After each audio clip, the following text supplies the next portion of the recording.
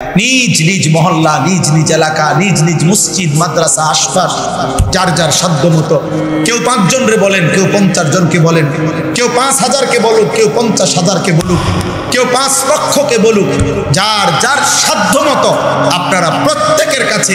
এক ভাই হিসাবে আমি অনুরোধ করছি, হযরত উলামায়ে কেরাম আরেকটু মেহনত করেন, আরেকটু উম্মতের ফিকির করেন, দরদ করেন,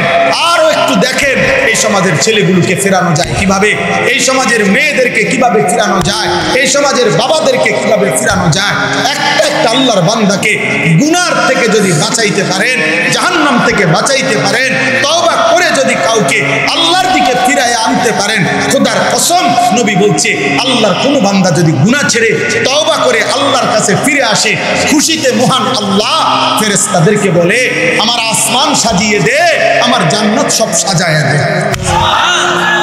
ফেরেশতারা বলে মাওলা